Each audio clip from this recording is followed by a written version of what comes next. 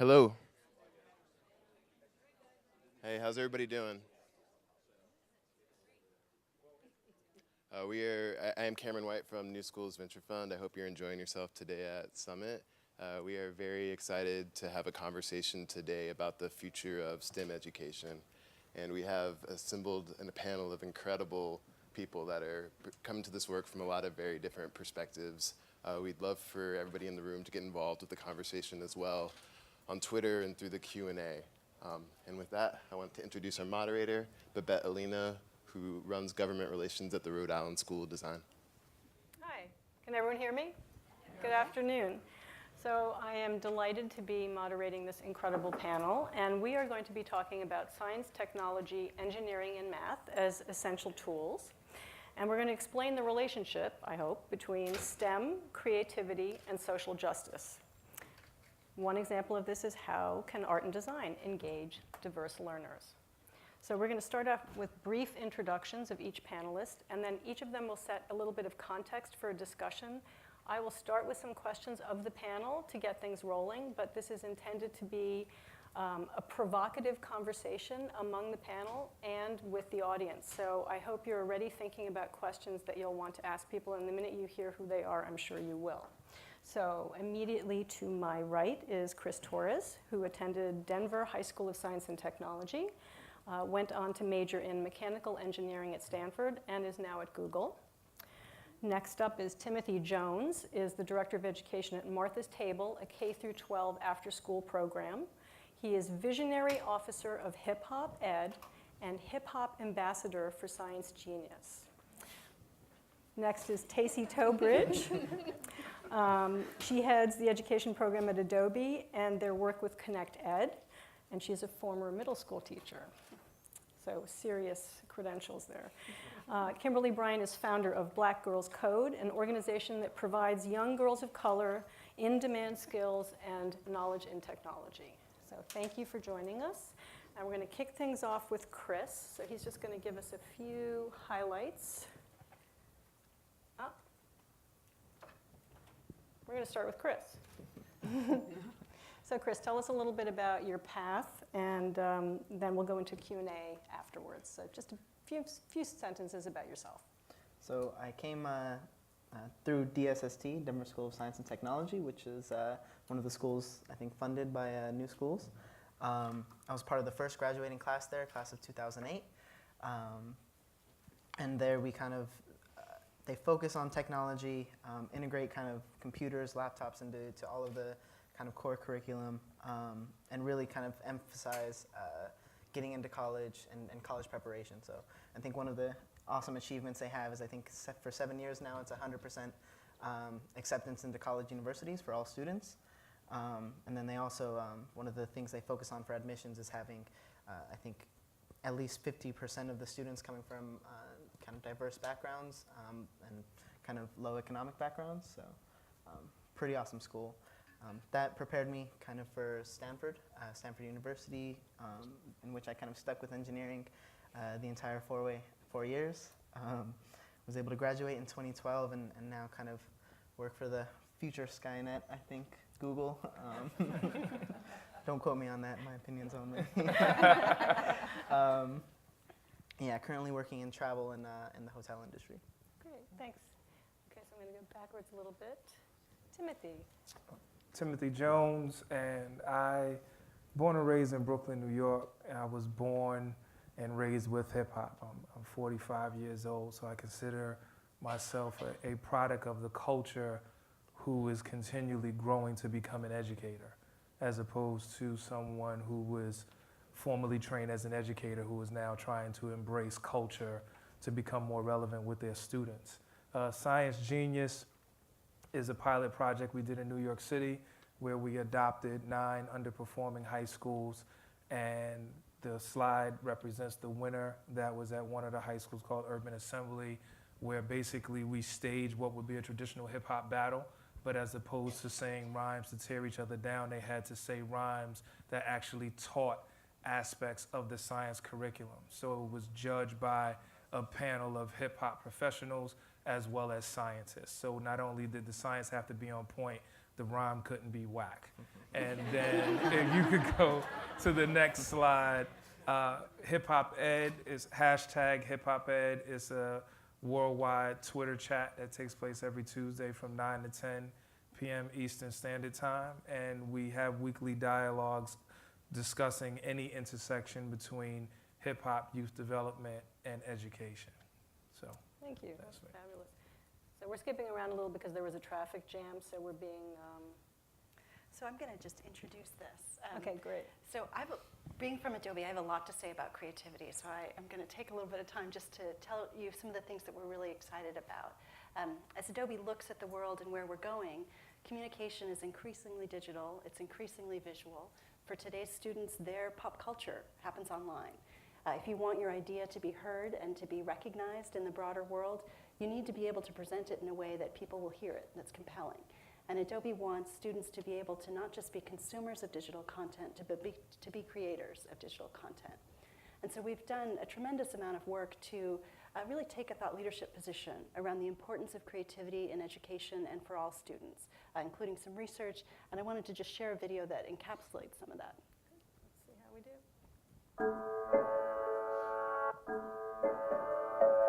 Today, it's not about what you know. It's about what you make, What you invent. What you design. what you build. It's about ideas. It's about creativity. We need new ideas, We need to work together. and it's gonna be a challenge. Creativity is about storytelling. And expression. And passion. And heart. Now creativity is digital. There are entire generations that have grown up in a digital world. Creativity is more important than ever, but the tools have changed. Students. And teachers. Are doing amazing things. In science. In business, In medicine. In education. And in things we haven't even thought of yet. digital expression is the new literacy. And creativity is the new fluency. Learn the tools. Learn the tools. Learn the tools. Because creativity isn't an elective anymore. It's our future.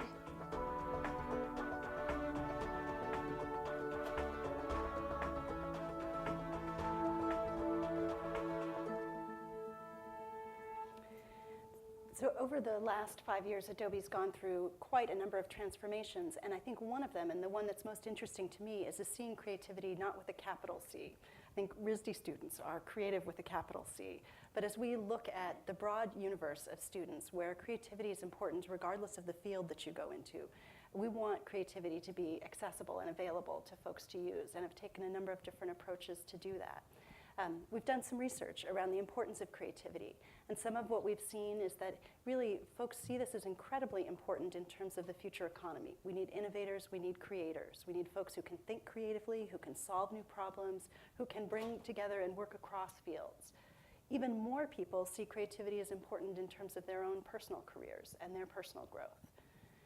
Then we also see that there's a barrier to creativity, and unfortunately schools are stifling creativity. And that one of the things we hear from both students or both parents and educators, and really strong agreement around this, is that there needs to be a transformation in the way in which schools work so that they really foster creativity, they foster innovation, they allow students to graduate prepared for a world that we haven't imagined yet, that doesn't exist. So Adobe believes really strongly that creativity can change the world. Not only that, I think it's the only thing that can change the world. And we want to ensure that folks are prepared to do that. We want, as I said earlier, educators and students to be creators. We work to create programs that allow students and educators to find their voice, to share their stories, to make sure that their messages are heard above this loud and very noisy world that we increasingly live in. Finally, I want to share with you a project from Adobe Youth Voices, which is a program specifically geared to reach to students who don't ordinarily have access to great ways to tell their stories or share their voice. It's a program that works in underserved schools around the world, 55 different countries. And the video I want to share with you is one that 3 students put together to really give you a window into their world. And I'll tell you, prior to watching this, don't worry when the sound goes down. That's part of the way in which they're communicating. And look for the point when you're not reading the subtitles all the time anymore. I think that'll tell you something interesting about what they've been able to achieve through this medium. Okay, we're gonna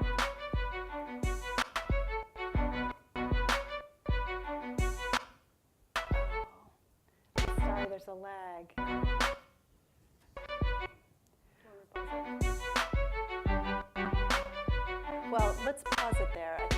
I'm afraid you're getting a lag that we're not going to resolve, but I'll tell you about the video, which won't be half as powerful as the students speaking in their own voices.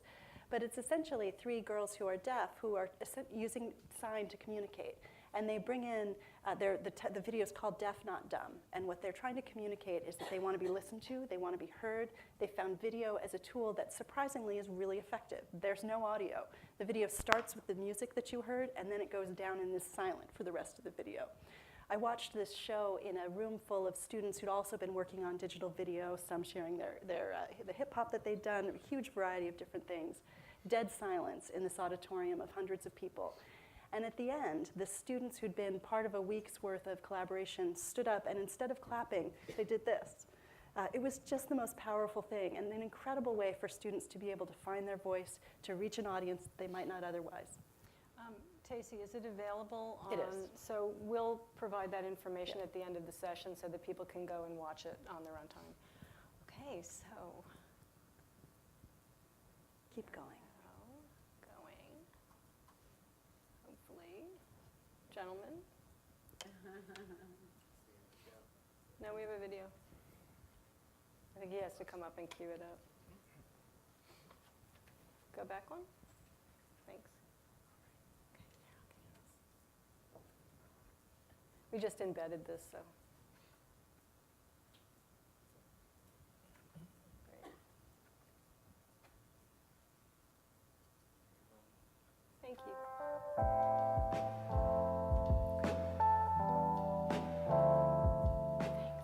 My name is Kimberly Bryant, and I'm a founder of a nonprofit organization in the San Francisco Bay Area called Black Girls Code. Black Girls Code is an organization that I founded in April 2011, and our focus is to train girls of color about technology and computer programming. And it really helps them to learn what the tech infrastructure has and what type of careers they can do, and allow them to become builders and creators in their technology. Today we are learning about how to build our websites, and it's actually really fun. At first I didn't know how, and to copy and paste, I didn't know most of the stuff I'm learning right now. We have like someone who comes and they show us how to do everything. We get to pick our own pictures and stuff. My website was called Fashion Babies.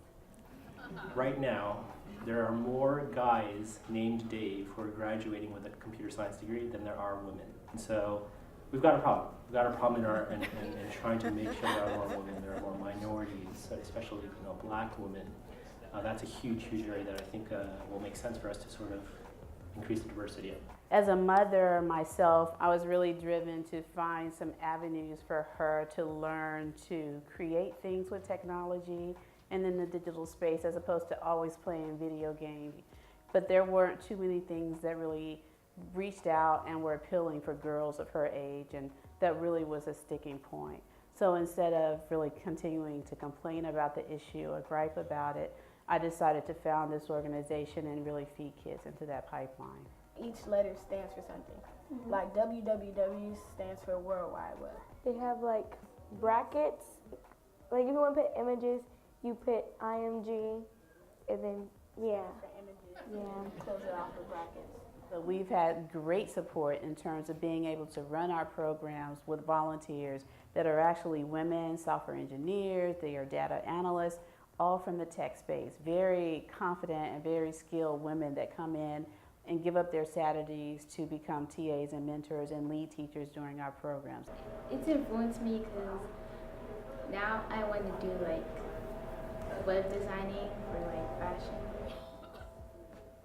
I didn't even know about it. I didn't know about it, so. It's influenced me because it's taken me to a new level of understanding of how to develop websites and how to develop games and programs, so I don't have to just play games other people make, but make my own.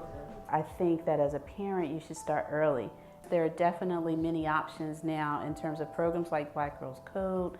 There are also community programs that are STEM focused that are popping up in communities everywhere. Give them those opportunities and then support it. Be engaged in those classes. Come to see the classes, volunteer in the classes, and really be your child's #1 supporter. Like a needle, adverse come my way. I keep on searching for my place in the world. Maybe I don't have a place in the world. That thought seems existentially absurd. And I heard it's my turn, but stardom came to learn. Expression, So I'll just wrap it up to say that was our video of one of our very first summer programs with Black Girls Code.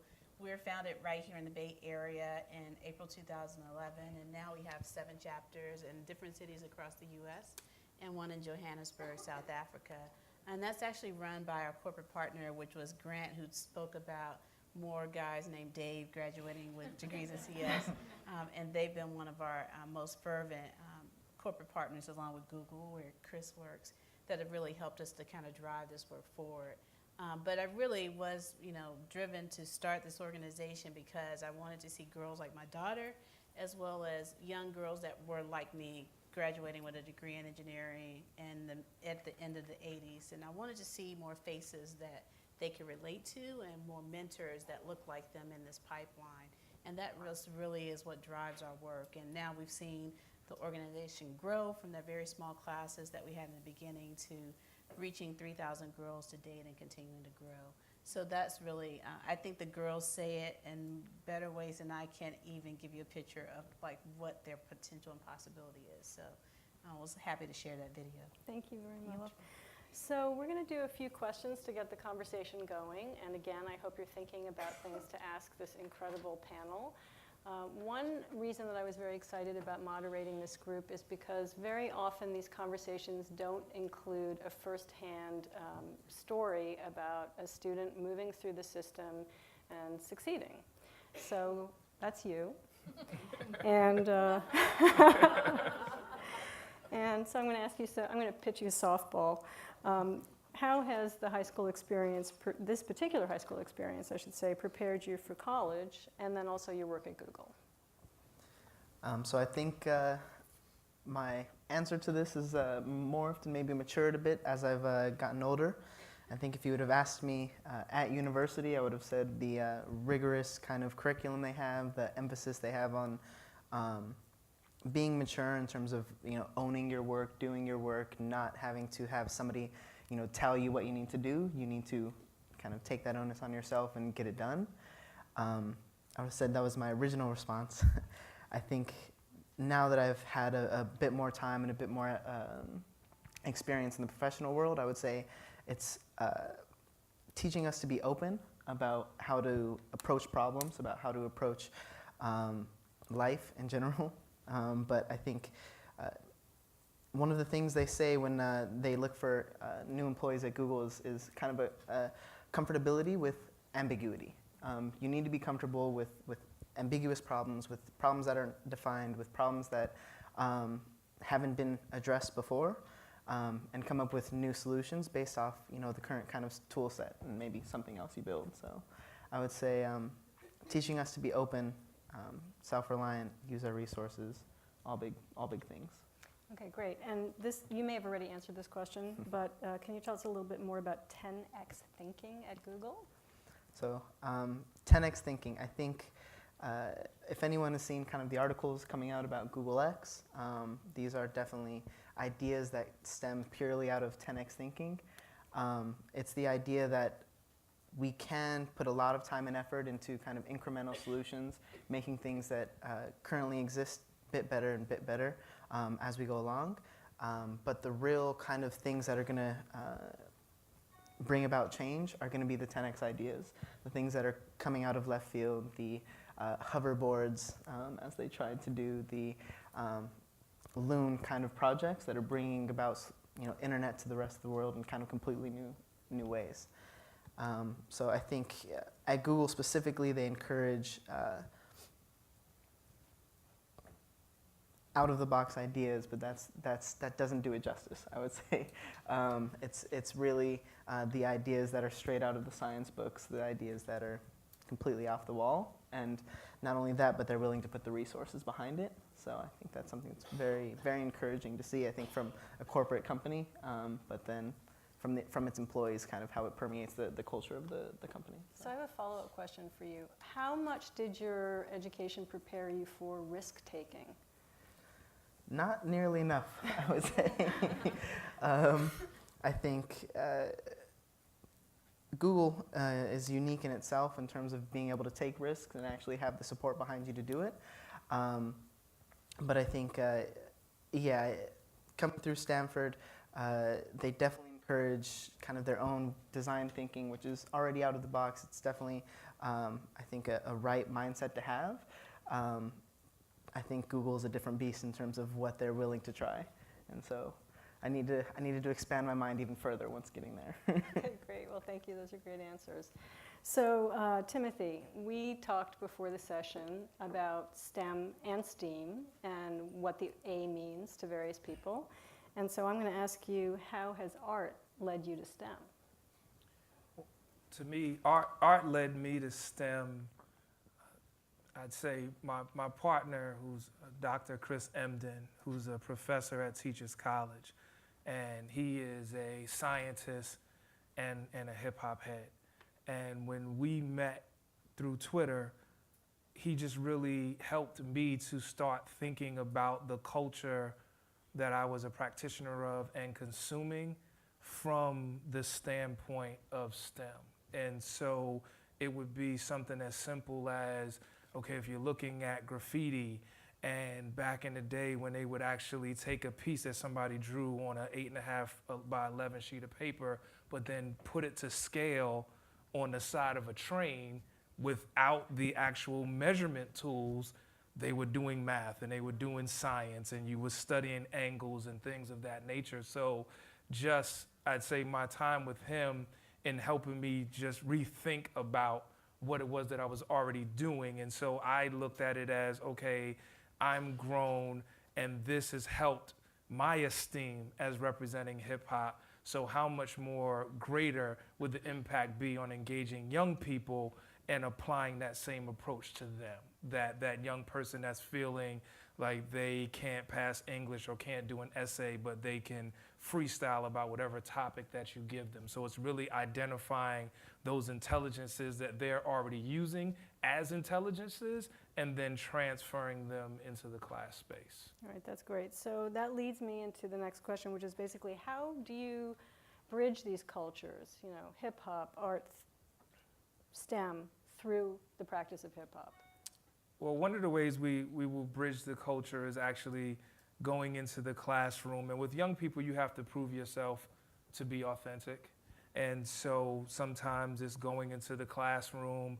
I'll never forget, we was in a classroom at my alma mater, and literally the students, they kind of presented their class champion who was the best MC, and he spit his rhyme, and then Chris and I, we did our rhymes, and then their eyes got big, and it's like, wow, I didn't know somebody your age can rhyme. And so after you go through that whole notion, like, wow, you're older than my mom, and then you have that teachable moment. And because it's amazing that even with all this technology and access to information, young people still believe that everything they do, they invented. And so once you let them know that you did not invent it, you may have perfected it, but you didn't invent it. And so then from there, you start to break that down. And then through the Hip Hop Ed chat, we're just able to interact with individuals from across the country and just really focus on the commonalities. And so in a lot of ways, by just having those very honest discussions, we're able to bridge those gaps and then break down a lot of these preconceived notions that young people have about certain subjects. Right. I can't do science because science is hard. I can't do math because math is hard. Well, who told you that? And then we'll talk to a 10th grader and they got told this in 3rd grade, but they held on to it and believed it as gospel. I was like, well, if you'd have believed when somebody told you was brilliant and held on to that, why is it that you're holding on to the negative? But that's a whole different conversation. So that's the way. So we bridge it by being practitioners as well as educators, and then also empowering them when we're in that space to not only just be the teacher, but also become the student And so once we allow them to teach us, then you start to have a dialogue where some great things really can take place. That's very cool. Okay. Tacey, if you don't mind, I'm going to skip over you because this is such a perfect segue into a question that I have for Kimberly. So, no, it's a good one. What is your perspective of creativity in STEM? What is my perspective as creativity in STEM? Well, I think creativity is a core element of STEM. As scientists, I think folks often look at it from being a logical science and really not see the creative elements that are embedded within it.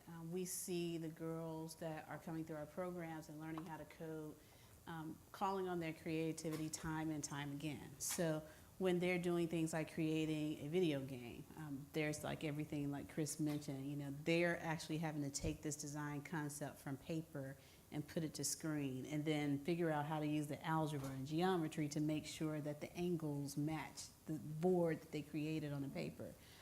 And then just being creative from an art standpoint and especially with girls, we see them being highly creative and spending a lot of time and focus on design.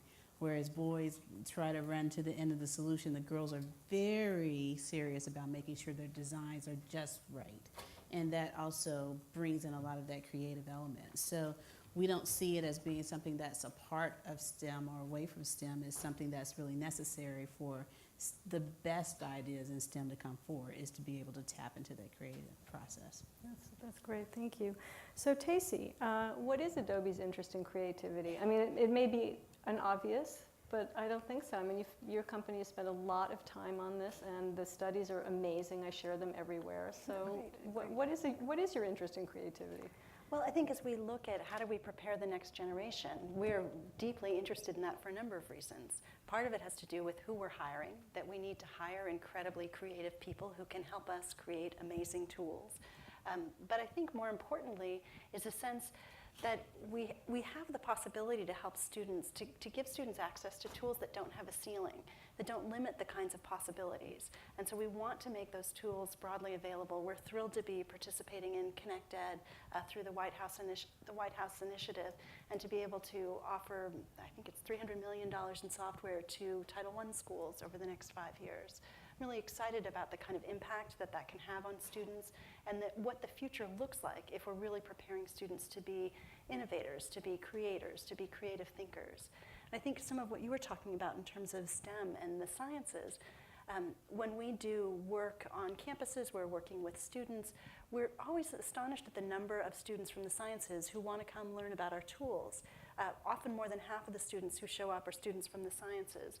And what they're struggling with is how do they tell their story? It's data visualization. It's what's a way to make something clear, take a complex subject and communicate it in a way that other folks can understand it. How can using data and visualizing it lead them to different kinds of results?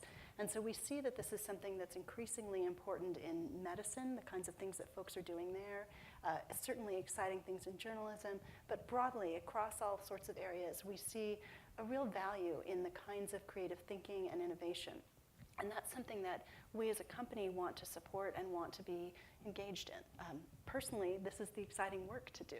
And so I think for myself, this is what brings together my background as an educator, my interest in design, and interest in the ways in which technology can really make a difference in the world. Great, thank you. Okay, I hope everyone's ready. This is a very diverse and provocative panel. Who has the first question? Sir. Actually, do you want to wait? Do we have a mic? Oh, Cameron, I'm sorry. I normally bring a whole bevy of students with me, but it was East Coast, West Coast, so. I don't think so. How about now? There you go. Good. Good afternoon, panel. Wonderful to hear from each of you. My name is Marcus Blackwell, founder of Make Music Count, the mathematics curriculum taught through music. And I have two questions, but I'll ask one for now. And my question is to any of you that like to answer. In regards to STEAM arts in these STEM fields, a lot of the schools, when you approach them, they don't want to have it during the actual school day. You might get it in after school, But what do you think the steps are that we'll need to take to get it during the actual school day? Because that's when the prime time to be teaching the students. Well, I would say with Science Genius, we targeted schools that were failing schools. And it is amazing what desperation will do, to be totally honest. And so that, as well as the partnering with the teachers, was a critical thing. I think if the plan was to bring Science Genius into the school and sort of remove the teacher out the equation, then I think it would have been more difficult. But it was meeting with the principal and meeting with the teacher and explaining the process so where the teacher saw this as a way to help move the outcomes that he or she was already responsible for. So our thing was like, we're going to come in and we're going to do this project and engage these young people, and it's going to help you prepare them for the regents. Because in New York City, they're taking a regents. And so that for us was a key in allowing us to do it during the school day. And because then it helped give a dual leverage, because then the students participating actually led towards their grade. So with the after school, in some ways there's more creative freedom, but you lose that leverage. So it was focusing on schools that were failing and then getting selected teachers that believed in the process enough that they didn't see it as losing class time, they saw it as enhancing class time. Kimberly, do you have anything to add to that? Not really. I think that is sort of our approach as well. We have most of our program is all after school, but we have started to work with schools about bringing some of the courses that we're doing into school. But I would say that our program is mostly focused like a really strong STEM core. We do integrate arts from, more of the design element, but not arts as something that's separate from what the girls are actually doing. So when Babette and I were having our conversation, I was like, well, I have to tell you that, I'm probably going to be more of the traditionalist on the panel, because I am like a hard hat wearing engineer. So I believe, like very strongly in making sure that we push forward STEM education and technical education. And so although we use arts and integrate it into what we're doing in terms of our projects, it's not something that's separate for us, because we feel, very strongly that there are programs that support arts. So we wouldn't do art. It's hard to say this. So how I'm saying, we wouldn't do art separately. It would have to be a part of the project that we're doing. And so for us, that's an easier sell, that, we're creating websites or we're creating gaming, and the girls will use art or design in that process, so that we're bringing the arts into the actual element and programs that we're teaching. So I think when you have a little bit more unique program that may be different than that, you may have to use, like Chris said, more creative ways to get in the door. And after school gives you the most leverage to do that. Next question. I want to jump in on that as well. I agree with your premise. I think that the arts, creativity need to be incorporated in classrooms. And as I visit schools, I see the schools where students are creating tend to be schools that are better resources, they're better funded. They teach technology differently. Students create with technology, whether it's coding or in whatever ways. And the students that don't have access to that are using technology passively. They're just consuming it. And I think that's a real problem. We've seen increasing creative divide. That's a component of the digital divide, is the way in which people use technology. It's not just about access. I think Adobe has some levers to pull around that we work on, creating examples, shining a light on the work that folks are doing to be able to tell stories about what's working in classrooms, the ways in which folks are incorporating the arts into classrooms. We publish curriculum that's available for free for folks to use, professional development, really trying to encourage folks to think beyond just their subject matters and to understand a broader context around it. I think Common Core offers some really interesting opportunities around that. And then finally, we partner with organizations that are doing great work. Green Dot Schools is an example in LA, where they've taken over a failing high school in LA, Locke High School, and have taken the library, which was in the center of the campus, and a space that was severely underutilized, and taken the first floor of that and made it a makerspace, a creative space for students to build, to create, to explore, to try new ideas. And Green Dot is really seriously committed to making sure students graduate at grade level, that they graduate college ready. They're focused on the core academics, but they see this inclusion of a makerspace, of creativity, as being really central to engage students and to help them understand some of the concepts that they're exploring in their science classes and their math classes. Great, thank you. Next question? Oh, sorry, Yes. pointing that way. Sorry, Hello, hi. how are you? Jonathan Hollifield, Vice President, Inclusive Competitiveness at Nortech, hailing from the great nation of Cleveland, Ohio. Welcome. The A in STEAM, I think, is a no-brainer.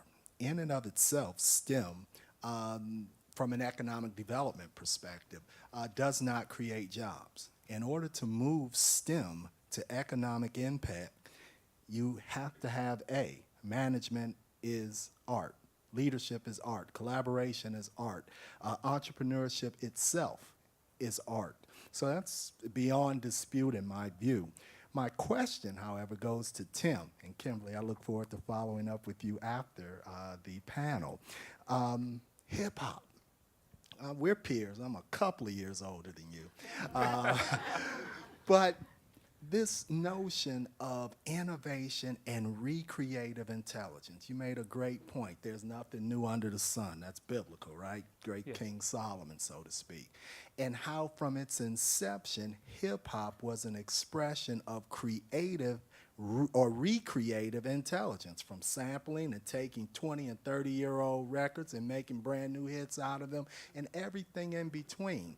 I appreciate that you call it intelligence. Could you give us a little bit more of why you do refer to this as a form of intelligence? Intelligences can be nurtured, identified, cultivated, etc., and I appreciate your description. And just want to hear a little bit more about it. I view it as intelligences because it was a mechanism that a group of oppressed people created to save their lives. And I'm not saying that for dramatic effect. You're talking about a group of individuals in the South Bronx, and this is coming at the tail of the Black Arts Movement, tail of the Civil Rights Movement. And so you had this group of people that were being overlooked and ostracized. And so there's just an innate drive in all of us to want to be heard. And so this was the mechanism that they used. And the fact that on the onset, you're talking about everyone being self-taught, that's brilliance. That there wasn't a B-boy school and then you had B-boys. There wasn't the STEM after school program that taught young people how to break apart 1200s, how do you jimmy a light pole to get electricity and not kill yourself.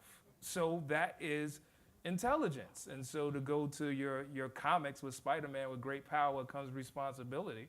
And so then it became, as you continue to grow, how do you become more responsible with that power that you have? And so that's why we view it as intelligence, and then also connect it to that continuum. So it's important to connect it to the Black Arts Movement and going on to civil rights and other things like that, so that don't allow society and commercialism to make it just entertainment and in a vacuum. So that's why we use the terminology intelligence and viewing it as such. And so hip hop is not something that you leave at home. That hip hop is really a mindset of creativity. It's a mindset that tells you that whatever variables are with me, I can connect them, use them as elements, and create a reality for myself. So that's what it is. Nice. I think our next question is here. Thank you very much. Hi, my name is Arya. Thank you for being here. I worked for a while at the Mural Music and Arts Project, which teaches youth, or does youth leadership development through hip hop, graffiti, and mural making, close by East Palo Alto. So it's a unique panel because we have people from the private sector and people from, I presume, nonprofits. And I think we've talked a little bit about how you influence people at different points in their life, right? They can come through Black Girls Code when they're young so that they have this desire to go into STEM and then go to work at Adobe, for instance. And maybe Adobe can fund programs like Black Girls Code. I work for Boys and Girls Club, you do a lot of work. I'm wondering how we might be able to close the sort of distance between when people are in Black Girls Code and when people go to work for Adobe. Are there ways that they can be kind of doing both at the same time? Can Adobe give work to Black Girls Code and have young people working actually on projects that Adobe needs finished? That's just an example, but I'm wondering what kind of ideas you have for that. And this question is for anyone up there. So we actually have worked with some companies here in the Bay Area, some of the smaller startup companies, not real small, but one organization that we've worked with is called Zendesk. And in the mid-market area of San Francisco, where you have like the companies that are moving in the startup kind of belt right there, they have a charge to give back to the city. So a lot of what they've done is to start these type of internship programs where they bring in students, and the students actually work and learn to do the same type of coding as they would do with a brand new, first coming in brand new engineer at Zendesk. Other companies that have done similar programs that are in that particular belt, just because I live there and I know with work that they're doing is Square, they have an internship program where they bring in students as well. So we do see companies that are starting to bridge the gap really early and really start to teach these skills that kids can put to work right away. I think there should be more, and there's definitely more opportunity to do it, even on the open source side, to get kids into coding and adding to that process. But there are some efforts that are moving in that direction. And Adobe's certainly involved in a number of programs like that, where we have students do beta testing and give us ideas about product and feedback and future direction and roadmap. That's been incredibly exciting. We have a product coming out in 2 weeks that students worked really hard on, and they've had a huge influence on the ultimate design of the product itself, which I think is really interesting. We've had students work with us on design issues, where in fact the next visual design for Adobe Education is going to be created entirely by students, working on a variety of different projects. So I think there's some specific examples and things that we can look to and opportunities that we can create. I'm also really interested in how do you help students show and demonstrate skills and knowledge? So as they're making that transition from school into the workplace, what does that look like? So some of these skills that may be developed either in informal learning or as part of their work in the classroom, but it's really the direction they want to go in. Adobe has for years had a certification program for students that allows students to say, I've got entry-level skills in creating digital media or creating digital video, but I'm really interested in micro badges, and what could that do for students who may not want to go full-on into a particular career, or certification may not be the right path, but how can you demonstrate that you've got knowledge in these areas and here's how it fits together? And so we're looking at exploring what badging could look like both for students and then also for educators. And I think that's another way to bridge that divide you're talking about, is how do you really help people get into career and demonstrate that they've got the kinds of skills that an employer would want to take really seriously and would value. We have a question over here. Thank you. Yes. Hi, my name is Kim Day. I run Perspectives Charter Schools. I'm the founder there in Chicago. We have 5 high schools. So I'm wondering how to grapple with the engagement to achievement bridge. And I recognize that everybody up there has an amazingly engaging way for students to desire to be creators and educators and educated. And obviously our first panelist is a prime example of that. But I just think there's a real tension about the time for which achievement catches up with that engagement. And I wonder if you guys think about that. Are you held accountable to that? Because as schools we are, right? And that ultimately we could have all these engaging classes, but if the student achievement needle doesn't move, we're out of business.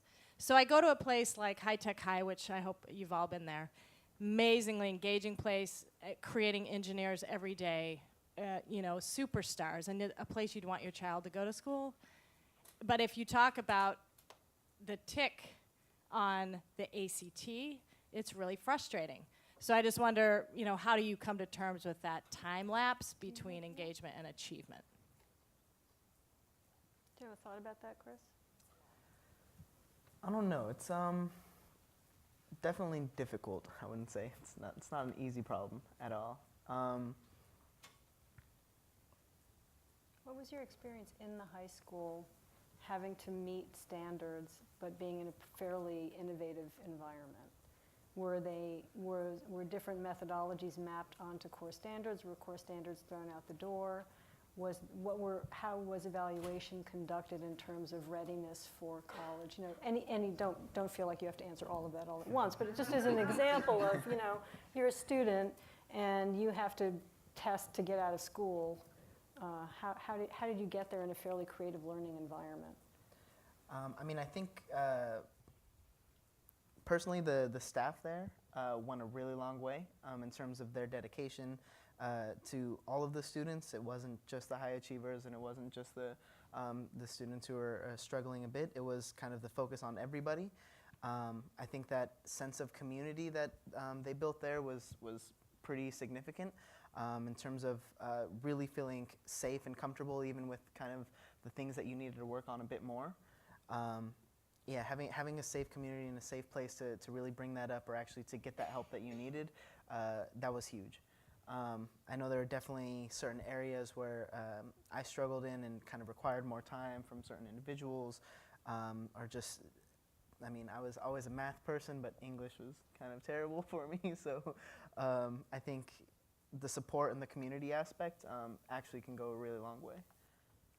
If I could just add to that, I think within the engagement and achievement, a lot of it has to do with shifting the attitude that the young people have around that being the litmus test of their achievement.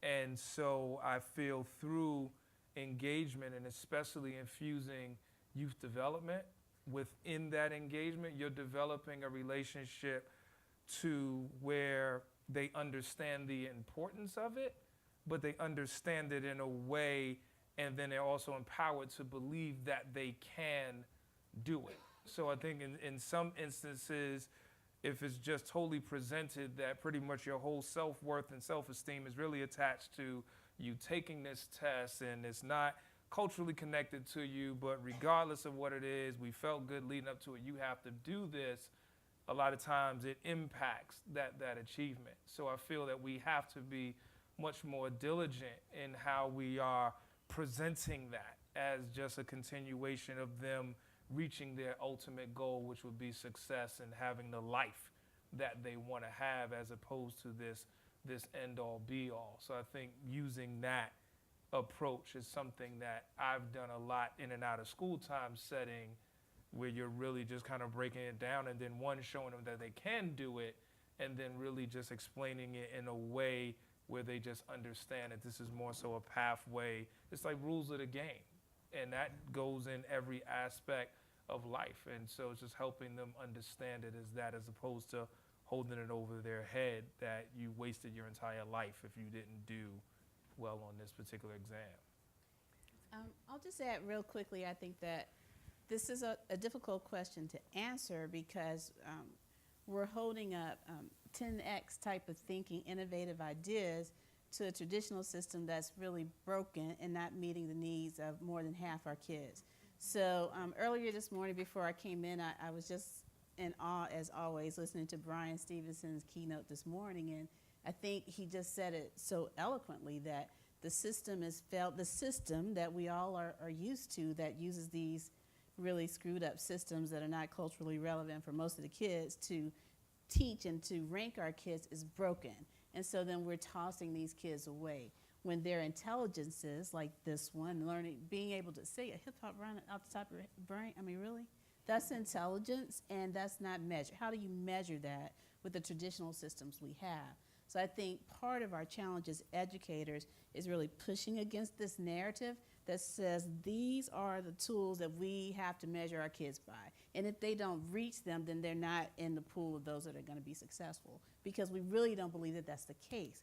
So it's hard to do, but it's like Brian said, you know, being able to stand in those uncomfortable spaces and really stand up for what we believe in, and that all of the kids are valuable, all of our kids have intelligence, and then really pushing against a system that doesn't acknowledge what their innate intelligence is.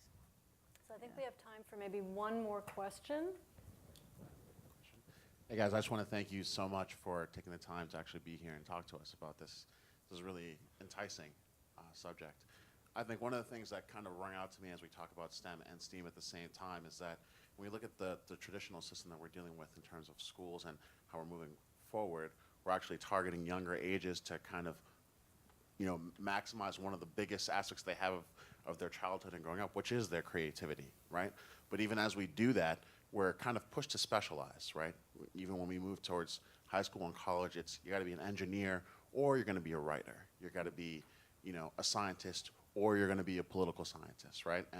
And when you really look at how we're kind of forced to do that, we're still giving a message of remove this type of creativity and focus on only this one, right? So one of the questions I have for you guys up there, maybe this could be something more for people in the corporate settings to look at, is how do you guys think we can start to close that gap again and empower people on both sides to look at the other and see if they can maximize on aspects of that? So if you're a scientist, you can still be creative and think about the hip-hop intelligence that you may have, or do that even while we're asking them to specialize so that we can pull them quickly into a corporate job where we expect them to have a very specific role and not really lose that creativity as they get older. Who'd like to take that first? Well, I was going to say the world is interdisciplinary.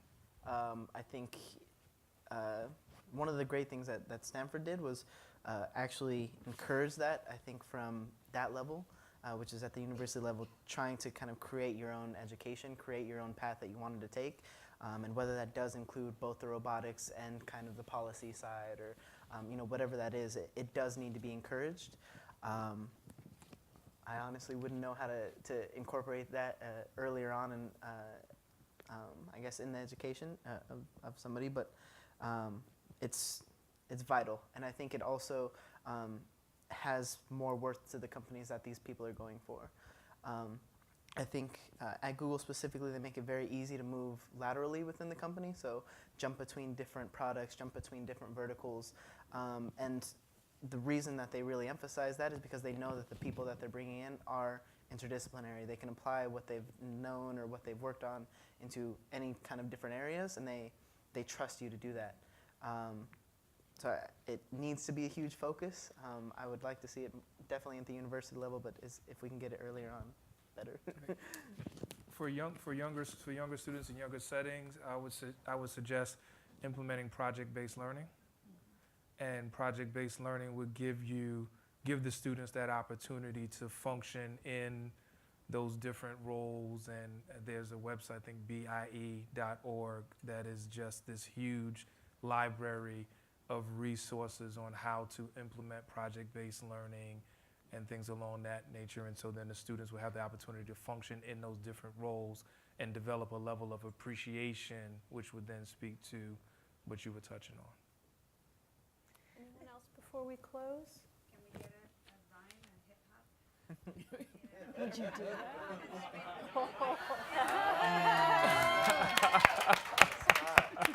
Come on, Timothy, you can do it. Okay. All right. That's a tall order. All right. This rhyme is a cappella because it doesn't have an instrumental. I have no pen and pad, so that means I gotta dig into my mental. Tomorrow I'm gonna get on a plane and fly home to my residential. But for now, you standing here amongst royalty, we could be presidential. And so we're just gonna break it down, and this is called improv, which means I had to give you this rhyme without first having an opportunity to rehearse. So that means I really had to speak from really what's within, because out of the abundance of the heart, the mouth speaks. If you caught me on a Sunday, you might hear me preach. But for now, I'm going to sit back and we're going to have a conversation, because we're talking about education to uplift a generation. We're talking about changing the trajectory of an entire nation so we can all represent all of God's given creation. We're going to fly to altitude that's about 35,000 feet. And this is the end of my rhyme. And if you rewind it again and play it back, it'll be unique, because it's been never written, individually given, and peace. And thank y'all. God bless.